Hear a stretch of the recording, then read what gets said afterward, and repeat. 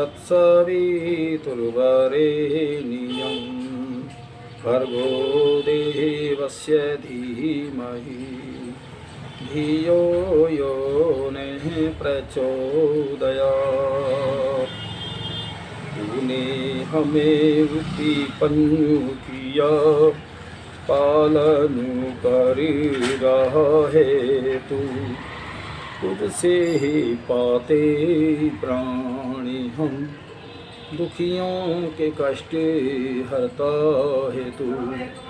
तेरा महान तेज है, छाया हुआ सभी स्थान, सृष्टि की वस्तु वस्तु में तू हो रहा है विद्यमान।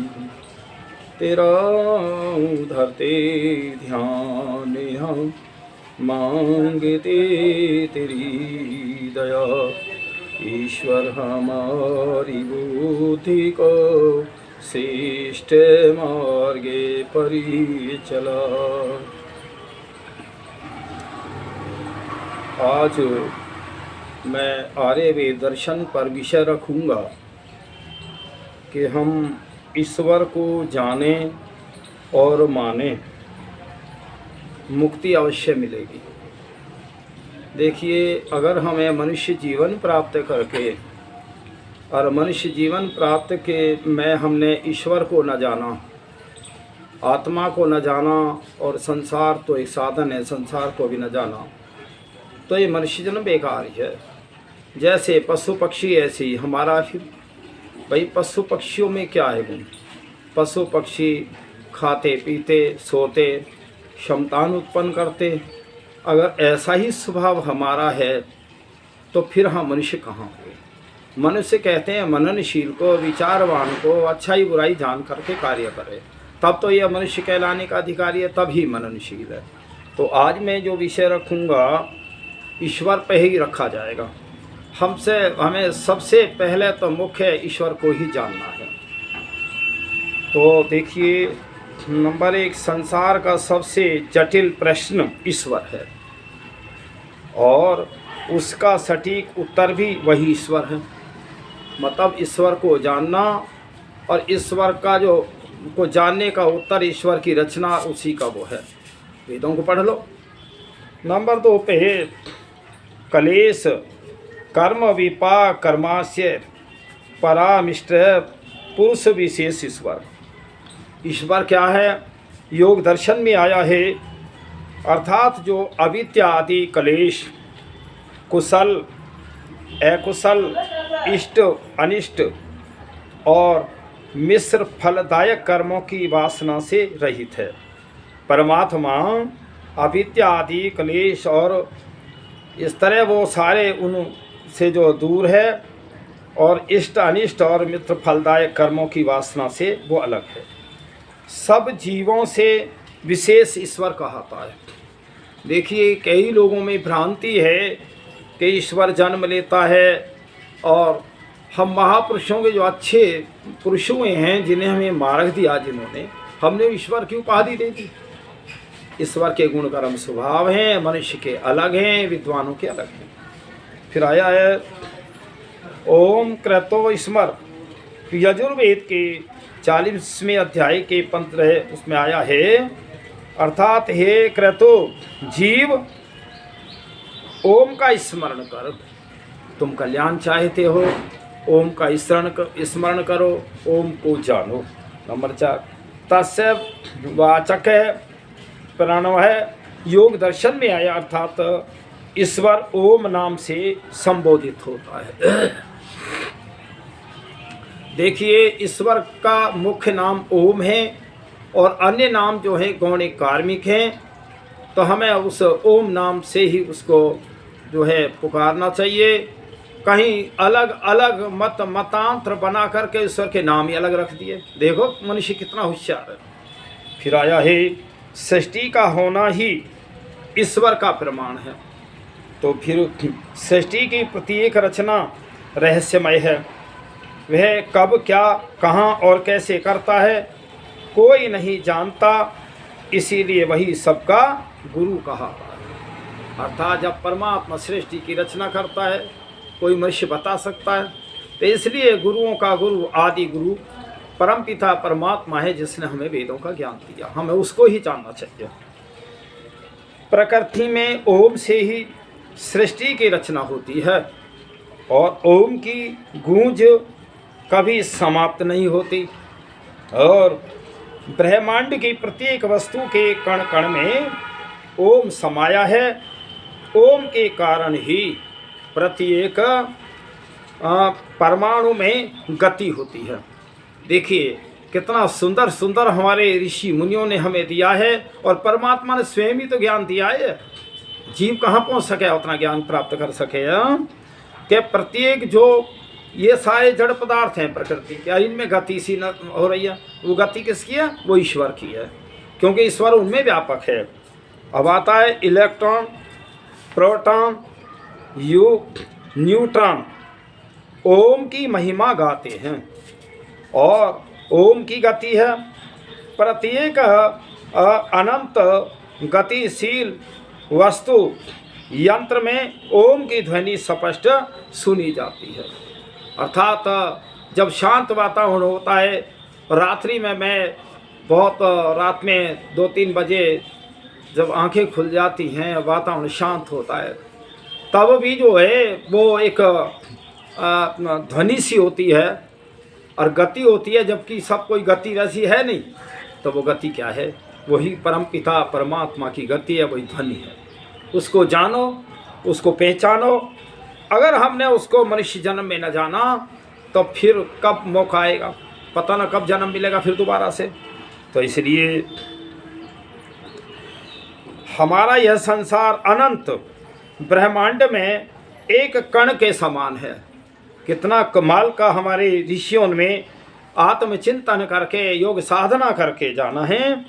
ब्रह्मांड में असंख्य तारे, सूर्य, चंद्रमा, ग्रह, उपग्रह, लोक, लोकांतर हैं, और जिनका एकमात्र निर्माता परमपिता परमात्मा है। यह सब ओम का ही तेज है। देखिए कितना अच्छा है। ऐसी तो अनेकों दुनिया है परमात्मा की, और उन सारी अनेकों दुनिया में वो परमपिता परमात्मा सब जगह व्यापक है। ईश्वर निराकार है। सृष्टि की प्रत्येक वस्तु के भीतर रहकर ही रचना करता है, जिसे न तो कोई समझ सका है और न ही समझ सकता है। वह जो कुछ करता है स्वार्थ रहित करता है और सब जीवों की भलाई के लिए करता है। उस परमात्मा को कोई रंग, रूप, लिंग, भेद, आकार, विकार इत्यादि नहीं होता, क्योंकि वह चेतन है। कई लोग जो है ये समझते हैं भाई भगवान है तो हमें आँखों से दिखाई देना चाहिए। कुछ वस्तुएं ऐसी हैं जो आँखों से नहीं देख सकते, आप गुणों से, कर्मों से, चेतना से, गति से जान सकते हैं। जब ये सारा संसार है ही चेतना रहित, तो इसमें जो शक्ति आ रही है, जो कार्य कर रहे हैं, तो ये परमात्मा की शक्ति है। अब कोई ये कहे तुम हवा को देख सकते हो क्या? आँखों से दिखती है हवा। जब पेड़ों के पत्ते हिलते हैं, शरीर में ठंडी ठंडी लगती है, तो तब हम कहते हैं कि हवा चल रही है। इसी प्रकार जो गति संसार में है वो परमपिता परमात्मा की ही शक्ति से सारे संसार में गति है। ईश्वर किसी के पूजा करने या न करने न तो प्रश्न होता है और न नाराज होता है, क्योंकि वह एक रस है और वह प्रत्येक मनुष्य के प्रत्येक कर्म का फल उसे असमेव मिलता है। तो तुम पूजा करो या न करो, यहाँ एक आया एक रस। मान लीजिए मैं तालाब में घुस गया, मेरे पूरा जो शरीर मेरा गले तक मैं तालाब में हूँ, तो मेरे बाहर जल है। इसी प्रकार सारा ब्रह्मांड परमात्मा के गर्भ के समान है। वो सारा एक रस होकर सब में स्थिरता है परमात्मा। जैसे भाई दूध में घृत होता है, पत्थर में अग्नि होती है, इसी प्रकार जैसे ये हमारे बिजली के बल्ब जलते हैं, पंखे जलते हैं, लेकिन बिजली दिखाई नहीं देती, तारों में व्यापक है। इसी प्रकार सारी संसार में जो गति है वो परम पिता परमात्मा की है। उसको जानो, उसको मानो। आप जानेंगे कहाँ से? वेदों से समझ में आएगा। लेकिन अलग अलग दुकानदारी चला के, अलग अलग धर्म पंथ चला करके, मत चला करके, अलग अलग उसकी आकृति मूर्ति बना करके और अपने खाने पीने का साधन बना लिया। और है क्या? इतना सा सोचो। तो इसके लिए आप ध्यान लगा करके बैठ जाओ, कहीं बैठ जाओ, जंगल में बैठ जाओ, मंदिर में बैठ जाओ, कहीं बैठ जाओ। कोई ऐसा नहीं है कि हम एक विशेष स्थान में ही जाएं। तो इसलिए तो पूजा अर्थात उसकी आज्ञाओं का पालन करने से मनुष्य अपने जीवन के परम लक्ष्य को, मोक्ष को प्राप्त कर सकता है। तुम उसकी प्रार्थना करो या न करो, लेकिन उसके गुणकर्म स्वभाव से जब जीवात्मा अपना स्वभाव बदल लेता है, अपने जीवन को बदल लेता है, तो मुक्ति की तरफ वो जा रहा है। ऐसे परमात्मा किसी के वो आशीर्वाद दे दे कि मुझे मुक्ति दे दे, बिल्कुल भी नहीं देगा। परमात्मा ना कर्मों को क्षमा करता है। परमात्मा का जहाँ बहुत सारे नाम हैं, 100 नामों की व्याख्या में श्रीदेव दयानंद सत्याप्रकाश में की है, वहाँ उसका नाम रुद्र भी आया है। रुद्र इसलिए कि उसका जो तुम्हें सब कुछ साधन तो दे रखा है संसार में, लेकिन वो तुम्हारे कर्मों को देख रहा है। वो तुम्हारे पापों को क्षमा नहीं कर सकता। बहुत रुद्र है, बहुत कठोर दंड है उसका। ये समझो आप। अगर उसकी न्याय व्यवस्था को समझ जाओगे और उससे डरोगे तो वास्तव में तुम मुक्ति की तरफ जा रहे हो। फिर आया है, ईश्वर कभी भी किसी भी परिस्थिति में अवतार नहीं लेता, क्योंकि वह सर्वव्यापक होने से सदैव अत्र तत्र सर्वत्र सब स्थान में उपस्थित है। अज्ञानवश कुछ लोग मानते हैं कि वह अवतार लेता है, तो उनसे कुछ प्रश्न हैं। नंबर 1, अवतार अर्थात ऊपर से नीचे उतरना की क्या आवश्यकता है? जब परमात्मा सर्वत्र व्यापक है, कैसे अवतार ले सकता है? कैसे जन्म ले सकता है? कैसे उतरेगा जब है ही हर जगह? तो इसलिए अवतार सीधे क्यों नहीं लेता? किसी के सहारे गर्भ में आकर ही क्यों? देखिए एक बात सुनो, जो सारी संसार का स्वामी है वो अवतार लेने के लिए गर्भ में जाए, कष्ट झेले, ऐसे उसको हम कैसे ईश्वर कह सकते हैं? कैसे हम कह सकते हैं उसे? तो अवतार उस समय ब्रह्मांड को कौन चलाता है? जब अवतार लेने के लिए परमात्मा तो गर्भ में चला गया, मनुष्य शरीर में आ गया, तो संसार ब्रह्मांड को कौन चलाता है? विचार करो। क्या वह सब जीवों की तरह खाता पीता सोता जागता और अंत में मरता भी है? तो क्या आप भी ऐसी बेतुकी, असत्य, अधार्मिक और अवैधिक बातों में विश्वास करते हैं? यदि करते हैं तो आत्मनिरीक्षण करें। आप नास्तिक हैं तो नहीं? आप नास्तिक तो नहीं हैं। नास्तिक शब्द उसको कहते हैं जो अज्ञानी लोग होते हैं, वेदों को नहीं मानते। मैं सारे विश्व के लोगों को कह रहा हूँ, जो वेद को नहीं मानते हैं वो सब नास्तिक हैं, चाहे किसी मत पंथ में हैं। ये मत पंथ तुम्हारे चलाए हुए हैं, ईश्वर के नहीं हैं। ईश्वर का पंथ और मत तो वेद है, उसमें उसकी वाणी है, उसमें इस आत्मा के लिए रास्ता बताया है। और वेद क्या है कि ये मानव तू वेदों को पढ़, तू इस संसार में आना जाना दुख भोगना इससे छूट सकता है, मुक्ति प्राप्त कर सकता है। और कोई दुनिया का साधन ही नहीं है। कोई भी जीव चाहे वह मनुष्य ही क्यों न हो, परमात्मा नहीं हो सकता। और परमात्मा भी कभी मनुष्य के रूप में साक्षात दिखाई नहीं दे सकता। ये सारी अज्ञानता हैं। नादान लोग अपने गुरु को ही ईश्वर समझते हैं तो और उसकी पूजा करते हैं। आजकल संसार में अनेक गुरुओं की भरमार है, तो क्या इतने सारे ईश्वर उत्पन्न हो गए? स्मरण रहे कि ईश्वर कभी मनुष्य नहीं बन सकता और न कभी मनुष्य ईश्वर बन सकता है। और ईश्वर और जीव दोनों भिन्न भिन्न सत्ताएं हैं। तो दोनों के गुण कर्म स्वभाव अलग हैं। देखिए मैं बताता हूँ, ये जो मैं एक आत्मा हूँ, आत्मा में सत और चित्त दो गुण हैं, और ईश्वर में सत चित्त और आनंद है। अगर इसमें ये ईश्वर के गुण होते तो मैं क्यों भटकता रहता? भाई आनंद की तलाश में जीवात्मा रहता है। अब आनंद इस प्रकृति में ढूंढता है, प्रकृति में भी तीन गुण हैं भाई, सतोगुण, रजोगुण और तमोगुण।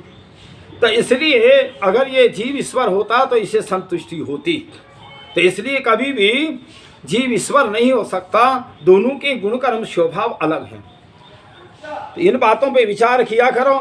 और मैं तो भाई और ये कहता हूँ, जो लोग मेरी वीडियो को सुनते हों, समझते हों, वो धर्म का प्रचार किया करें। समझो तुम मुक्ति का कार्य कर रहे हो, तुम ईश्वर का कार्य कर रहे हो। और जो लोग भ्रांति फैला रहे हैं, जो लोगों को ठग रहे हैं, लूट रहे हैं, वो ईश्वर के दर्शन और वो तो मुक्ति तो क्या, वो तो नरक में जाएंगे। वो नरक का काम कर रहे हैं। जो ईश्वर की आज्ञा के विरुद्ध कार्य कर रहे हैं वो जो है दंडित होंगे। तो मैं ये बताना चाहता हूँ कि जो ईश्वर को हम कैसे जानें। ईश्वर जो चाहे वह कर सकता है। उनसे पूछते हैं, क्या वह चोरी कर सकता है? ईश्वर झूठ बोल सकता है? अन्याय कर सकता है? बिना कर्म के फल दे सकता है? आत्महत्या कर सकता है? पापी को माफ कर सकता है? बिना कारण किसी को मार सकता है? मुर्दे में जान डाल सकता है? और कुंवारी लड़की को गर्भवती कर सकता है? अपने टुकड़े कर सकता है? नहीं, क्योंकि ऐसे प्रश्न अज्ञानी लोग ही करते हैं। क्योंकि परमात्मा अपने संपूर्ण कार्य स्वतंत्रता तथा सर्वयज्ञता से न्यायपूर्वक और सब जीवों के हितार्थ करता है, सब जीवों के हित के लिए करता है। परमात्मा ईश्वर पर पूर्ण विश्वास रखो, वह सब देख रहा है, वह आपके अंग संग है। देखिए एक बात सुनो, कई बार क्या है, ऐसी अज्ञानता फैलाई है, मैंने कोई गलती हो गई, मैं जो है ईश्वर से कह रहा हूँ, ईश्वर मेरे प्रभु मेरी जो गलतियों को क्षमा कर दो। ठीक है, ईश्वर ने मेरी गलतियाँ क्षमा कर दी, और मैंने किसी को मार दिया। जब मैंने किसी को मार दिया, मैं अपराधी हो गया, दंडित हो गया। मैं क्षमा मांग रहा हूँ ईश्वर से, मैं ईश्वर है, मैं अब गलती ना करूँगा, अब गलती ना करूँगा। ईश्वर मुझे तो क्षमा कर दे, लेकिन जिसको मैंने मारा उसका ईश्वर क्या देगा? इसलिए परमपिता परमात्मा किए कर्मों को कभी क्षमा नहीं करता। चाहे वो आज भोगें, कल भोगें, लाखों करोड़ों जन्मों के बाद भी आज का किया हुआ कर्म, धर्म या अधर्म अवश्य ही भोगना पड़ता है इस आत्मा को। ये विश्वास रखो। ये अज्ञानता कहाँ से?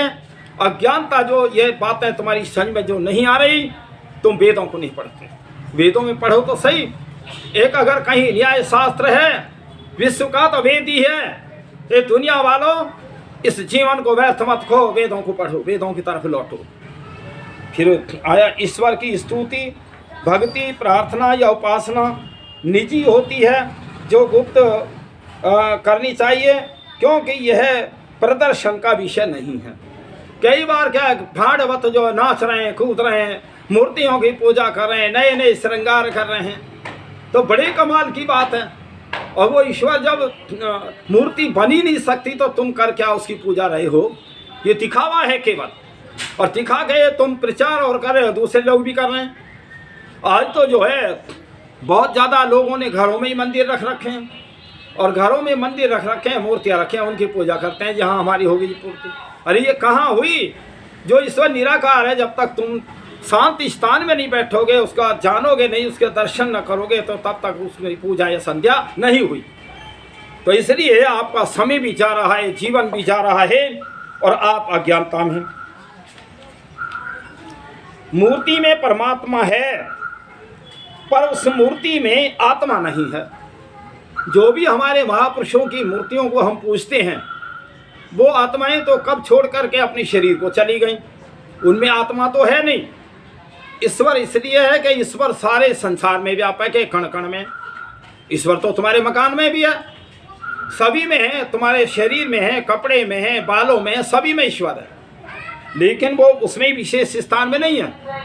तो उस स्थान में तो आत्मा भी नहीं है। देखिए, भगवान भी है और मैं भी हूँ। मिलन का बस यही एक स्थान जहाँ वह भी है और मैं भी हूँ।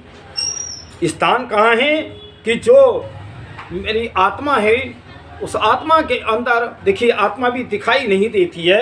जब कोई शरीर छोड़ता है और आत्मा निकल के जाती है, आत्मा दिखाई नहीं देती। आत्मा भी बहुत जो है सूक्ष्म है, और उस सूक्ष्म आत्मा में भी परमात्मा प्रवेश है, परमात्मा व्यापक है। तो उसे फिर कहा सहस्र शीर्षा पुरुषो सहस्राक्ष सहस्रपा।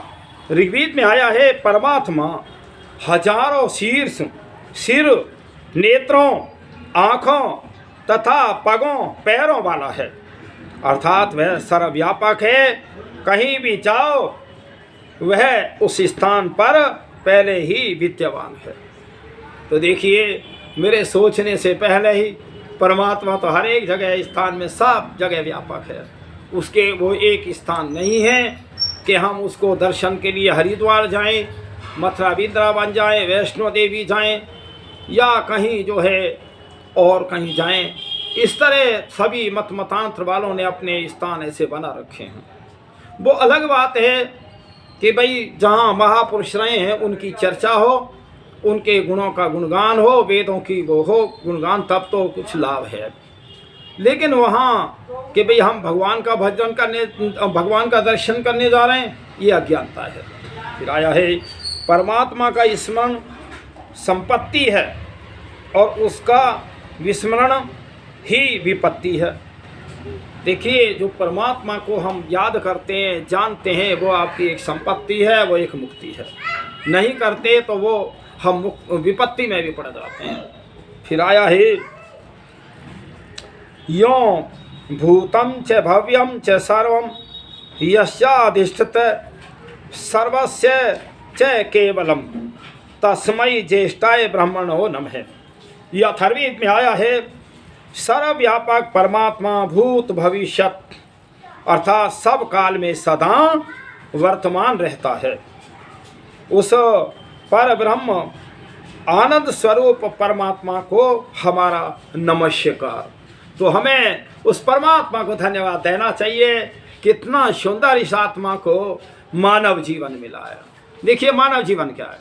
मानव जीवन एक नाव है, और ये सारा जो संसार है ये समुद्र है। इस समुद्र को तरने के लिए जैसे नदी को पार करने के लिए नाव होती है, इसी प्रकार इस संसार रूपी समुद्र से इसे तरने के लिए, आवागमन से छूटने के लिए, बार बार जन्म के बंधन से छूटने के लिए परमपिता परमात्मा ने बहुत अच्छी नाव दी है, मानव शरीर। इस नाव में बैठ कर के जीवात्मा इस संसार रूपी सागर से तर सकता है। बहुत उस परमपिता परमात्मा को जानो। वेद ईश्वर कृत है। अथर्ववेद में आया है, अतः जो मनुष्य वेदों की निंदा करता है वह नास्तिक है। नास्तिक का मत अज्ञानी है, या हम उसे मूर्ख भी कहेंगे जो वेदों की निंदा करे। वेद में तो कहीं असत्य है ही नहीं। वेद में किसी मनुष्य मात्र का पक्षपात भी नहीं है। सारे विश्व के भलाई के लिए क्या? वेद एक ईश्वरीय वाणी है, और वो ईश्वर हमारा परम पिता परमात्मा है, और वो सब हमारा गुरु भी है, पिता भी है, माँ भी है, सभी है। तो क्या वो हमें पक्षपात करेगा? हम तो उसके बच्चे हैं। तो इसलिए विचार करो दुनिया वालों, तुम जो प्राचीन उसमें लौटो। जब दुनिया बनी थी तो तब कहाँ से स्टार्ट हुई? कौन सा धर्म था, कौन सा मत था, कौन सा ज्ञान था? उसकी तरफ आ जाओ, शांति आ जाएगी विश्व के अंदर। और कोई मार्ग ही नहीं है कि तुम संगठन बना के शांति कर लो। तो इसलिए फिर ऐश्वर्यस्य वीर्यस्य यशस्य श्रेय और ज्ञान वैराग्य ससनाम भगे इतिणाम। विष्णु पुराण में आया है कि अर्थात जिस व्यक्ति में ऐश्वर्य, वीर्य, यश, श्री, ज्ञान और वैराग्य 6 गुण विद्वान होते हैं, उसे भगवान की उपाधि कहते हैं। भाई अच्छे गुणों की वो एक उपाधि है। जैसे उपाधि है आर्य। आर्य किसको कहते हैं? जो श्रेष्ठ है, उत्तम है, सत्यवादी है, न्यायकारी है, दयालु है और यज्ञ करता हो, दोनों समय संध्या करता हो। वेद की बात क्या था? वो आर्य है, आर्य माने श्रेष्ठ है। फिर दूसरे क्या हुए? अनार्य हुए। जो इतना काम ना करे तो उसे अनार्य ही तो है, चाहे उसे मूर्ख की उपाधि कह दो, चाहे कुछ भी कह लो। इसलिए संसार के लोगों, तुम आर्यों की बात को समझो, आर्यों को मानो, आर्यों की जानो, मुक्ति तुम्हें अवश्य मिलेगी और कोई रास्ता दुनिया में है ही नहीं। फिर आता है कि भगवान की उपाधि से सुशोभित किया जा सकता है, जैसे श्री राम है ना, ये गुण है, इनमें अच्छे महापुरुषों के गुण हैं, ये भगवान नहीं। और श्री राम, श्री कृष्ण, महर्षि दयानंद, भाई जो महापुरुष हैं वो जहाँ 6 गुण आते हैं वो भगवान का दर्जा। ईश्वर अनंत गुण संपन्न है। पर्याय लोग भक्ति भाव से ईश्वर को भी भगवान शब्द से संबोधित करते हैं, परंतु उनकी यह कभी उनको यह नहीं भूलना चाहिए कि ईश्वर जन्म मरण के चक्कर में नहीं आता, अतः अवतार नहीं लेता। मनुष्य आत्म उन्नति करके भगवान तो बन सकता है, परंतु कभी ईश्वर नहीं बन सकता। वो भगवान और ईश्वर और ओम के शब्दों को जो हमने व्याख्या में नहीं समझ रहे, इसलिए ये भ्रांतियां हैं। न तस्य प्रतिमा अस्ति, यजुर्वेद में आया है ईश्वर की कोई प्रतिमा नहीं, अर्थात वह निराकार है, उसका कोई रंग रूप आकार या परिणाम नहीं है। ईश्वर की मूर्ति नहीं बन सकती, वहाँ हम उसे नाप तोल में नहीं आ सकता। वो तो है ही सर्वत्र व्यापक, अनादि अनंत है, उसको कोई जान नहीं सकता। फिर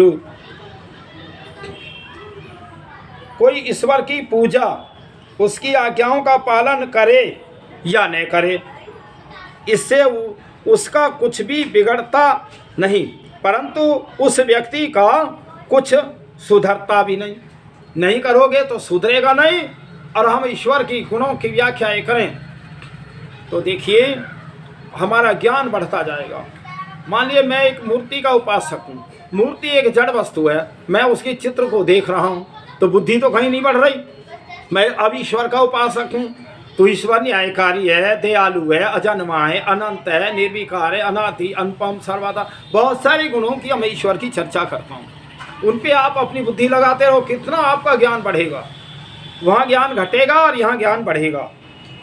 आज से 2-2.5 हजार वर्ष पहले क्या ऋषि दयानंद कहते हैं, महाभारत काल को 52 वर्ष हुए, 1000 वर्ष से पहले जो वेद का आचार था, धर्म था, मर्यादाएं थी, उसमें गिरावट आ रही थी। तभी तो महाभारत काल का युद्ध हुआ। एक परिवार कह रहा है भाई हम 5 भाई या 5 गांव दे दो, गुजारा कर लेंगे, और वो कह रहा है मैं सुई की नोक के बराबर भी भूमि नहीं दूंगा, और युद्ध हुआ। ये उसी का परिणाम है कि आज मूर्ति पूजा कहीं जो है मुस्लिम मत, ईसाई मत, बौद्ध मत, जैन मत, अनेकों मत, हजारों मत, जो प्रकार के मत बढ़े हैं, ये महाभारत काल की बात की है। उस महाभारत काल के बाद उस युद्ध में 72,72,000 कुछ लोग मारे गए थे। और देखिए एक बात सुनो, मारे कौन लोग गए? जो विश्व की क्रीम थी, विश्व के बुद्धिजीवी थे, वो मारे गए। मैं एक बात बताता हूँ, आज विश्व के अंदर 1 करोड़ लोग मर जाएं, कोई बात ना, बहुत बड़ी जनसंख्या है, पर 1 करोड़ में अगर जो वैज्ञानिक हैं, सिविल सर्जन, डॉक्टर हैं, बहुत जो रिसर्च करता है, तो वास्तव में सारा दुनिया का विज्ञान नीचा जाएगा। और 1 करोड़ मर जाएं, जो ये भिखमंगे हैं, कुछ कमा के नहीं खाते हैं, कोई फर्क नहीं पड़ेगा। इसलिए संसार के लोगों, ये सारी जो देन है महाभारत काल का युद्ध है। आप अच्छी अच्छी बातों का प्रचार किया करें, कहीं जो है भाई विश्व के अंदर हम शांति और अशांति का कारण हम ही हैं। तो इन सब बातों पे विचार करेंगे। देखिए ईश्वर सृष्टि के कण कण में ओत प्रोत है, परंतु हम किसी कण के भीतर प्रवेश नहीं कर सकते। और आत्मा में भी परमात्मा का वास है, जहाँ हम हैं परमात्मा वहीं है। अपने अंदर जाओ, और उस परमात्मा के दर्शन कर लो, अर्थात उसकी अनुभूति संभव है और इसके अतिरिक्त परमेश्वर से मिलने का कोई मार्ग नहीं है। देखिए, ईश्वर के दर्शन कौन करेंगे? ईश्वर निराकार है, निराकार ही निराकार का दर्शन कर सकती है, आत्मा ही कर सकती है। जब तक हम इस संसार को देख रहे हैं, संसार में ध्यान है, संसार में ज़्यादा विचलित हैं और परमात्मा से हट रहे हैं, तो उसका दर्शन नहीं होने पाएगा। इसलिए मैं तो ये नहीं कहता कि भाई संसार तो एक साधन है, ये भी नहीं छोड़ा जाएगा, लेकिन सुबह शाम निकाल करके अच्छे अच्छे आप कार्य करें और ईश्वर की भक्ति करें, वेदों को पढ़ें, निश्चित आपका कल्याण होगा और यही मुक्ति का साधन है। इन्हीं साधनों के द्वारा आप मुक्ति प्राप्त कर सकते हैं और कोई ऐसा रास्ता नहीं है जो इस आत्मा का कल्याण हो सके। मुक्ति का मतलब है जीव आत्मा ये जन्म मरण के बंधन से छूट जाए, सुख को प्राप्त करे और आत्मा की शरण में रहे जीव आत्मा। क्योंकि मुक्ति का मतलब मुक्त होना, दुखों से छूटना और जन्म मरण के बंधन से छूटना, ईश्वर की शरण में रहना, वही मुक्ति है। और वैसे वो नहीं है कि किसी के कहने से मिल जाए। मुक्ति तो हमारे कर्मों से ही मिलेगी। और मैं सभी से मैं अनुरोध भी कर रहा हूँ कि जो मेरी वीडियो को सुना करें वो अवश्य ही वीडियो को लाइक किया करें और जो वीडियो सुन लिया करें उसका दिन भर में जो अज्ञानी लोग हैं, कुछ बेचारे ऐसे हैं जिन्हें ज्ञान नहीं मिलता और जो मतलब पढ़ नहीं सकते, उनको जो समझाया करें, जिससे धर्म का प्रचार आगे बढ़ेगा। जब धर्म बढ़ेगा तो अन्याय अत्याचार अपने आप खत्म हो जाएगा। मैं इतना ही कह करके ओम शांति।